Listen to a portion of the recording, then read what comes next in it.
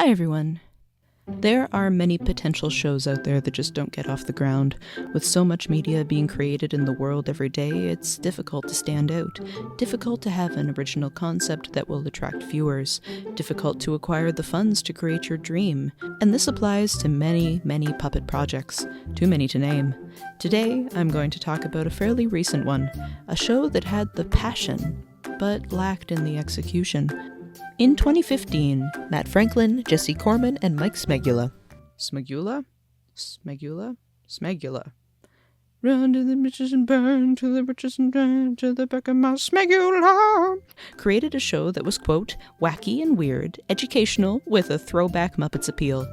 The team wanted to create a modern version of 80s and 90s morning cartoons for the youth of the 2000s, featuring whimsical sound effects, colorful sets and characters, and a focus on photography.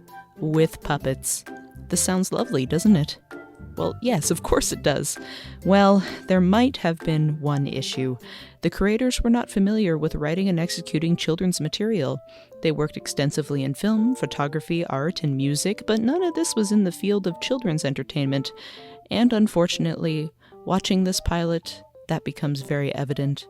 Despite their lack of experience in the children's sector, these three set out to create a pilot episode to shop around, hoping to expand it into a modern puppet show with a focus on music and photography for the, at the time, Gen Z audience. And what they created had heart, but missed the mark, failing as a pilot and disappearing into obscurity. But here I am to bring it to your attention.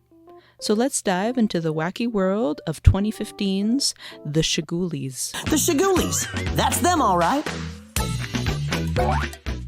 In a world called Lugie, there is an explorer named Sylvesticus who is a photographer for the famous National Geographic magazine. We are introduced to him with a very descriptive story that has so many brand new words that I had to rewind and rewatch to take it in. From the screaming shoals of the seas of Malumaboo to the finger-snapping snoogles of the Gadoo Peaks. Just take a peek inside their most popular publication, the National Geographic, to see for yourself. It's like the wubbulous world of Dr. Seuss did some serious uppers and tried to remain coherent.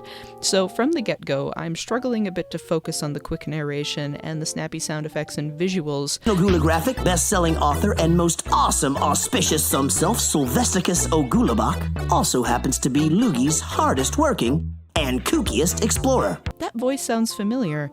It's Jared Reddick, the lead singer of Bowling for Soup and the current voice of Chuck E. Cheese, so that's cool. So our plot begins. Sylvesticus has explored every area of Lugie, taking pictures of everything he can for his magazine. Unfortunately, he is getting old, and traveling to realms outside of Lugie is something no longer attainable for him. So he decides to send his photography-interested nephew Smagoogly, totally not reminiscent of Scooter from the Muppets at all, along with his cautious camera Shoots, to a place called Earth to take pictures for the magazine. Just the person I wanted to Oops, sorry. What's up, Box? Smagoogly. I need to talk to you about something pretty serious. Let me guess. By the smell of your breath, you ate another bad egg. You thought you were taking a picture of Stagoogadoo, but you were taking a picture of Doo-Doo. That did happen, but I didn't think anybody was there. You need my help? Yeah? Actually, that's exactly it! Right, come this way! I'm not sure what audience this part is catering to. It feels like it's trying very hard to be funny for grown-ups as well as children and loses focus on the dialogue. Too many sound effects, too much trailing away from the main storyline. It's difficult for younger viewers to focus on, and, well, older viewers too, because I'm having a heck of a time trying to focus on it.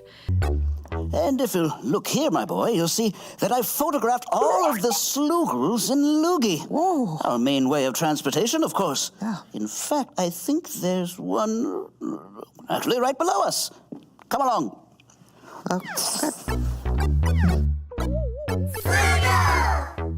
Whoa, I don't even remember that sloogle. Weird. Where are we? Nothing to see here. Let's go back down we go. Come on. What? What even just happened? And then there's this part. Uncle, don't say that. Don't say that. I know how I can help you. You do? No. Actually, there is something that you could do for me. There's a place, very different from Lugie, where these things called humans live. It's round. Square. Look what I'm doing. Round. Square. Close enough. And it's called Earth. Smurth. No. Earth. Earth. Just Earth. I got it. And humans don't travel by slugels. No. They travel many different ways. It's freaking me out. So, the episode's pretty much halfway done, and you might be able to see what the problem is in this pilot. Not much has really happened yet. Too much time is spent on being quirky, and not enough time spent on the building blocks for a pilot. To end the time on Lugie, this happens. The Shagoola Hula Hula.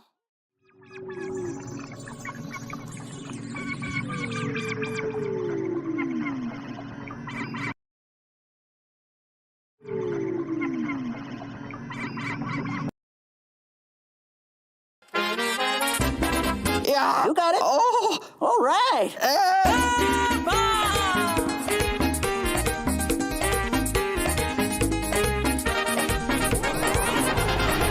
I don't even know. Shagoolies and Shoots head to Earth, where they end up in Central Park in New York City.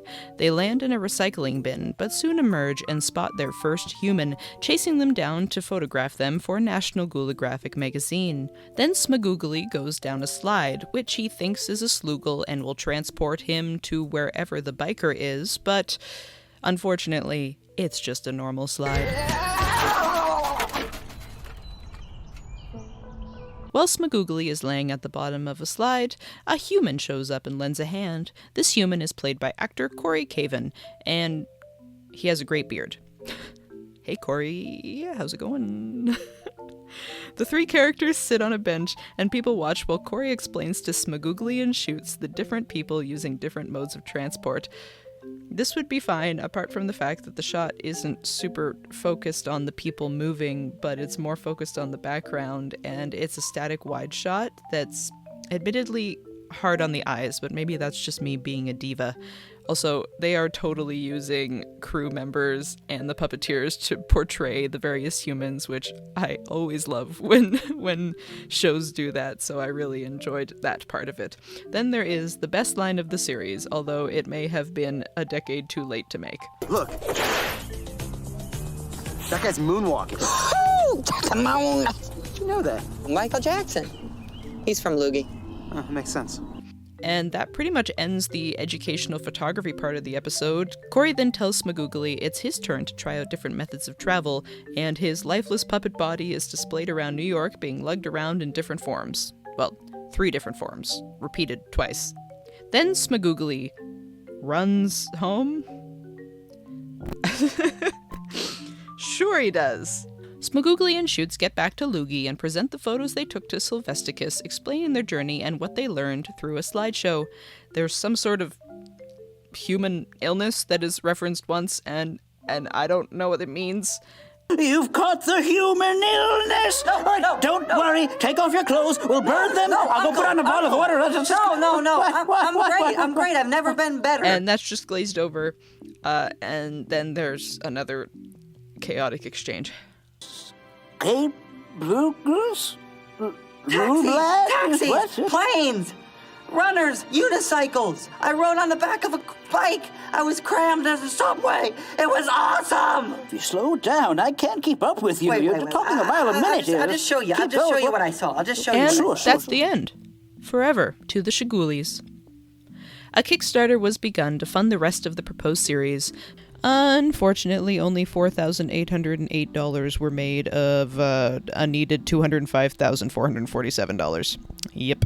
Their Kickstarter was very detailed and intriguing, but unfortunately, even with the seasoned filmmaking professionals, the show was a difficult one to market. However, I do have to say, for $5,000, you could guest star in an episode, have a full day hang with the cast and crew, you get a production credit, you get a puppet, you get a piece of the set, you get an original drawing of you as a Shagoolie, and it's signed. You also get a special personalized greeting from Sylvesticus, and you get a handmade small Shagoolie plush, and a National Ghoulographic t-shirt, and a Shagoolie poster and stickers, and a pin collection of the characters, and all the love and gratitude of the cast and crew, and that is fantastic. Except nobody donated $5,000, but someone donated $1,000, which would get them pretty much everything except for a guest star on the show. I would love a little Shagoolie plush. Since this was a failed Kickstarter, I don't expect that the person who donated $1,000 ended up getting a Shagoolie plush and a Shagoolie puppet and Shagoolie merch and t-shirt and pins and stuff like that, but I think these are great Kickstarter rewards, and that would definitely inspire me to donate to them, except 2015 was a much different time in my life, and I did not have the money. Not saying I have the money now. Man, I'm just going off on a tangent here. This is so unlike me. Where am I in my script? Here we are. I reached out to Julia Darden, who was the puppet builder and puppet wrangler, and she provided so much information about the show, and I greatly appreciate it. So, Julia Darden built the puppets in about 1 week, and she was the only professional puppeteer on set. When it came to puppeteering the characters, the voice actors who were not puppeteers would perform their characters, and Julia would often portray their right hand. So the hand that the puppeteer can't control because they have one hand in the puppet's mouth. Shagoogly was performed by Foxy Shazam frontman Eric Nally, whose most mainstream success came in the form of the Macklemore song Downtown. Downtown! Although the puppetry does leave a lot to be desired, Eric Nally's voice acting is particularly excellent for children's material. Former video jockey for MTV Europe Joanne Colin voices Shoots, and voice actor Frank Todaro performs Sylvesticus. He had previous puppetry experience, and that is quite evident in his performance. The shoot from start to finish took 5 days, as Eric Nally was going on tour with his band, so things were done as fast and efficiently as possible. The external shots were filmed on very cold winter days, with the performers having to lay in snow in Central Park to get some of the action shots. The internal shots were filmed in 2 days at a studio, with the artwork pieces being created by Matt Franklin, one of the show's creators, who also happens to be a tattoo artist as well as the former merch manager of Foxy Shazam.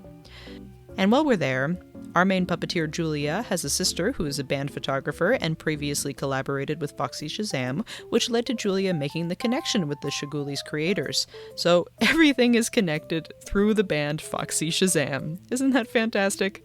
The main issue I find with this pilot is that it does not have a direct focus, a specific audience, a streamlined plot. Of course, this was the first kids show created by the leading 3 gentlemen, and it is unfortunately very clear. Also, the music and sound effects are very distracting, and coming from a bunch of people in the music industry, you'd think they'd be a little more well done, but it is very, very overwhelming. It is said in future episodes there was going to be more music, and I would love to see a song in each episode.